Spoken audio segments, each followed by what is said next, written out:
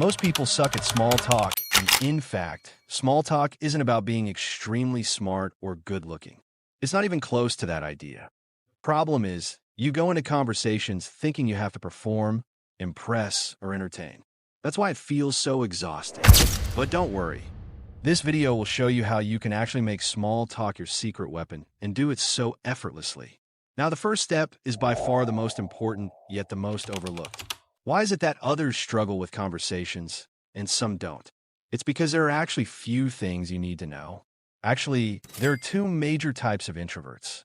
First, the socially selective introvert. So if you're this type of introvert, you actually enjoy conversations, but only with the right people. If a topic excites you, in just a matter of few hellos, you can talk for hours. And this could be your sibling or a best friend. This trait depends on who you are actually too comfortable with. However, when it comes to small talk outside of this selective circle, you are basically cooked. But then there is this actual group called the solitude-seeking introvert, who actually prefers minimal interaction in all phases of life. If you're close to being this kind of introvert, your small talk mistake is shutting down the conversations too early. You assume every casual conversation will be boring, so you don't even engage.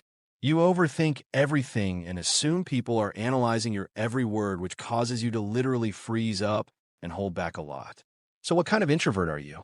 You might consider rewinding this video to recheck. Please take your time on this.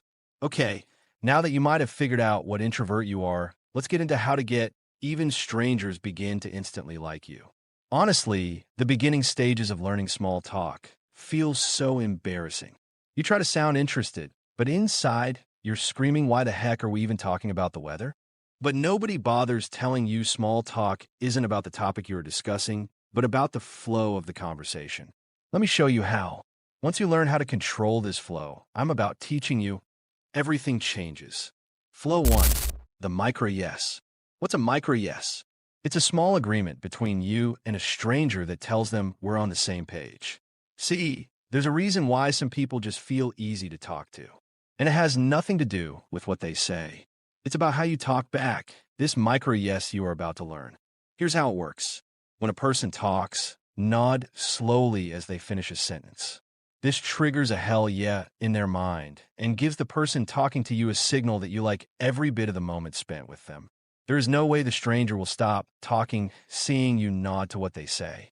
It's simple, but not that simple. Why? Because you won't just sit there and keep nodding like a turtle, would you? What you would do in response to your nod is echo their words. If they say, yeah, I just got back from New York, instead of saying, oh, cool, instead say, New York? How long have you been there or something? These tiny signals make people feel heard without you needing to be the most interesting person in the room. And when someone feels like a conversation is flowing, they'll do most of the talking for you. This is such a good liner to start small talk with anyone, anywhere, and anytime.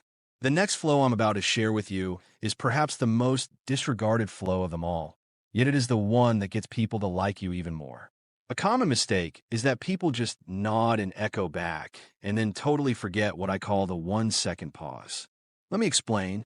People hate silence and repetitions. That's why they rush to fill every gap in a conversation.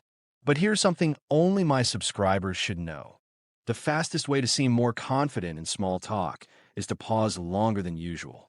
Next time someone asks you a question, please smile and wait a few seconds before answering.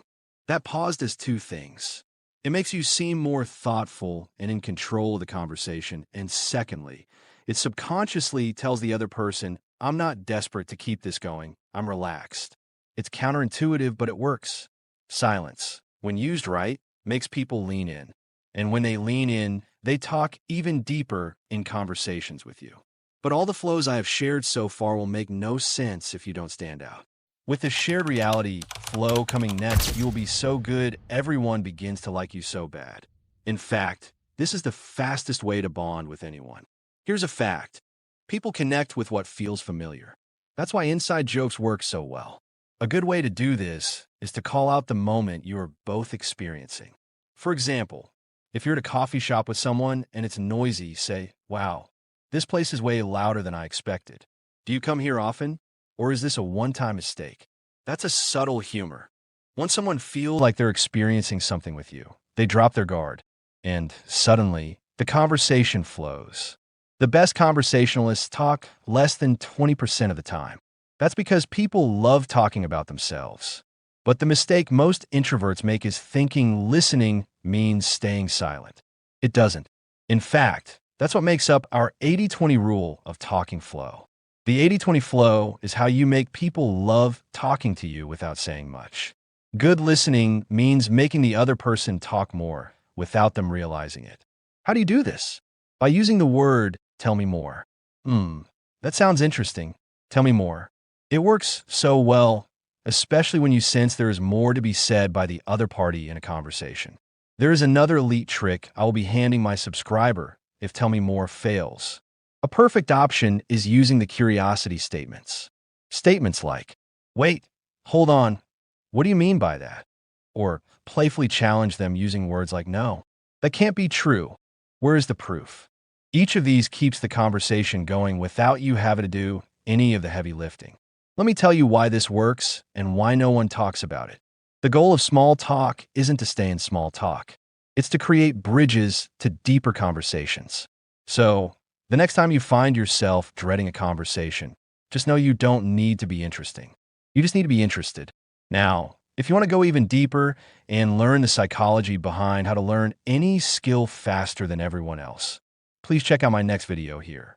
I'll break down how you can be unbeatable, smart, and fast learning, and if we just met. See you there.